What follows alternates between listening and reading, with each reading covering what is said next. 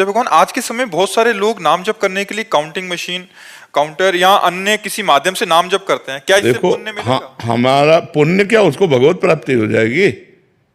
हमारा मतलब है भगवान का नाम स्मरण होना। किसका है? भगवान। तो अब वो काउंटर चल रहा है, राम राम राम राम राम राम राम, तो काउंटर से भगवत प्राप्ति नहीं होगी, नाम से होगी। माला से भगवत प्राप्ति थोड़ी होती है। माला फेरत जुग गया, फिरा न मन का फेर, कर का मन का डाल दे, मन का फेर। यदि हम राम राम जप रहे, कृष्ण कृष्ण जप रहे, तो काउंटर एक निमित्त बना। भगवान सच्चिदानंद का सच्चिदानंद नाम स्मरण होने से निश्चित भगवत प्राप्ति हो। खूब जपो, खूब जपो, जैसे बने वैसे जपो, बस जपो, भगवान का स्मरण करो, यही तुम्हें बचाएगा। नहीं, घोर कलिकाल का ऐसा प्रभाव है कि सब पतन के मार्ग में जा रहे हैं। शराब पीना, मांस खाना, व्यभिचार करना, नशा करना, बस यही दिमागों में छाया हुआ है। सत्य मार्ग पर चलने के लिए एकमात्र गरज रहा है भगवान का नाम। कलयुग केवल नाम आधार। अगर नाम चल रहा है बचा लेगा तुम्हें, पकड़ लो। नाम नहीं चल रहा तो बच नहीं पाओगे। सारे सिद्धांतों को मिटिया मेट करने की सामर्थ्य कलयुग में है, वो मिटा देगा, पक्का मिटा देगा। उसकी ऐसी बातें हैं कि वो तुमसे पाप भी करवाएगा और आपको ये भी साबित कर देगा कि आप धर्मात्मा हो, चिंता मत करो। कलयुग बहुत गिराने वाला है। और नाम जब करोगे तो थोड़ी भी गलती तुम बर्दाश्त नहीं करोगे, तुम्हारा हृदय जलने लगेगा और भगवान से रो के कहोगे, भगवान ये गलती दूर कर दो, मेरे अंदर है। नाम नाम, कलयुग में केवल नाम। अगर नाम में विश्वास हो जाए तो सब बात बन जाए। सबसे कठिन है नाम में विश्वास होना। राम राम कहने को तो बहुत छोटा शब्द, लेकिन ये भगवान को भी अधीन कर लेता है। सुमिर पवन सुत पावन नामू, अपने बस करी राखे रामू। कहाँ कहाँ लगी नाम बड़ाई, राम न सकत नाम गुन गाई। स्वयं भगवान राम नाम की महिमा में असमर्थ पाए गए पूर्ण रूप से वर्णन करने में।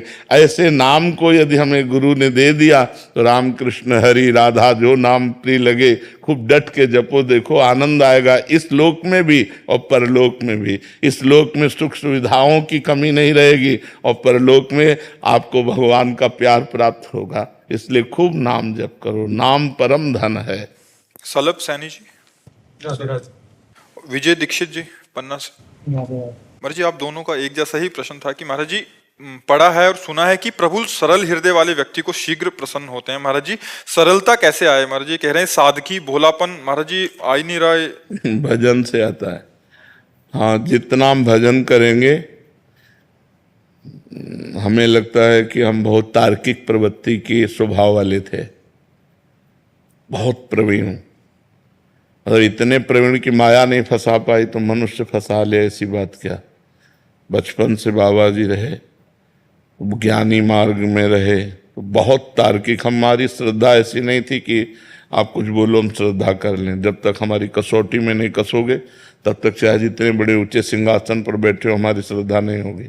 ऐसे तार्किक। जब इस मार्ग में आए, भक्ति मार्ग में, सब खो गया। तर्क खो गया, बुद्धिमत्ता खो गई। अब तो जरा सी बात में बुद्धि लड़खड़ा के गिर जाती है और जो बोलो आप वही सही लगता है। ऐसे हम नहीं थे। हमारा आज का 20-25 वर्ष पहले का स्वरूप अगर देखोगे तो कांप जाओगे। मतलब एक कठोर संयम वाले, कठोर नियम वाले, बहुत ही कठोर साधना वाले। आज सब बदल गया। तो ये उपासना और नाम जप से होता है। जैसी उपासना होती वैसे ही हृदय होता चला जाता है। भगवान को सरल स्वभाव न मन कुटिलाए, ये बहुत प्रिय लगता है। निर्मल जन मन सो मोहि पावा, मोहि कपट छल छिद्र न भावा। तो तभी होता है जब डट के भजन होता है। हम जैसे जैसे भजन करते हैं वैसा वैसा हमारा स्वभाव बदलता चला जाता है। इतना बदल जाता है कि लोग उसको देख के कहने लगते हैं तो भगवान है। भगवान का चिंतन करते करते वो भगवत स्वरूप हो जाता है। उसका स्वभाव दया में, करुणा में एकदम सरल सहज हो जाता है। ये भजन से होता है।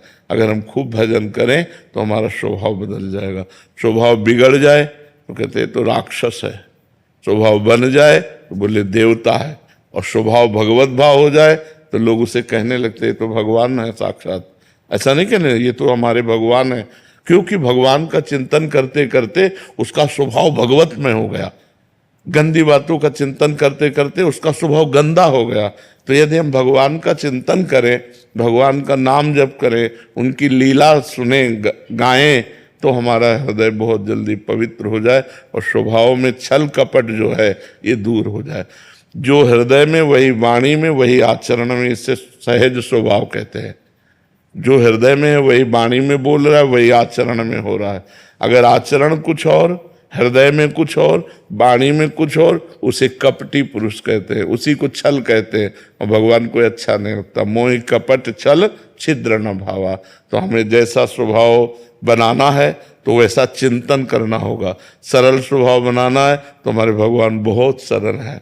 भगवान का चिंतन, भगवान का नाम जप, भगवान की लीला कथा श्रवण और कथन, इसी से हो जाएगा।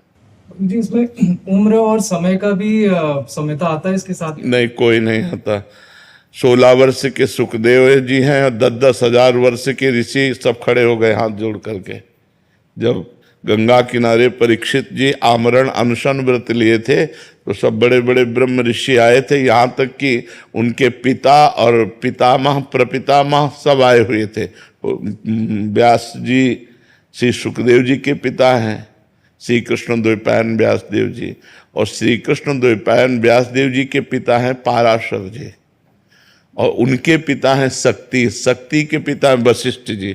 तो पराशर जी, वशिष्ठ जी, ये सब खड़े हो गए थे। क्यों? क्योंकि ज्ञान की इतनी ऊंची धरा में श्री सुखदेव जी थे कि बड़े बड़े ब्रह्म ऋषि खड़े होकर उनका आदर। तो इसका अवस्था से लेना देना नहीं है कि ये 5 वर्ष का बालक है प्रहलाद, कितना बड़ा महान भक्त, दैत्यराज हिरण्यकश्यप से टक्कर ले लिया, हर कष्ट दिया उसने, लेकिन अपनी भक्ति नहीं छोड़ी। तो बड़े बड़े ब्रह्म ऋषि भी प्रहलाद जी का नाम आदर से लेते हैं, भक्तराज प्रहलाद। तो इसमें अवस्था का ये ज्ञान वृद्ध है, इसमें वयोवृद्ध की महानता नहीं है कि वो 50 वर्ष का है और वो 5 वर्ष का। हो सकता है 50 वर्ष वाला 5 वर्ष वाले की स्थिति को अभी छू भी नहीं पाया है, ऐसा होता है।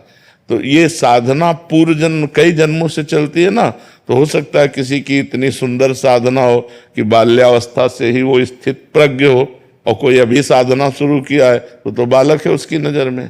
जैसे कोई 80 वर्ष का है, अब उसकी साधना अभी शुरू हुई है कि अभी तो काखा गागा नहीं आता परमार्थ का, और वो परमार्थ का शिक्षक हो चुका है, परमार्थ को 50 चुका है, अनुभव कर चुका है। तो इसमें अवस्था का नहीं होता, इसमें ज्ञान वृद्ध माना जाता है। ज्ञान वृद्ध, कौन ज्ञान में ज्यादा है, अवस्था से इसका कोई लेना देना नहीं होता।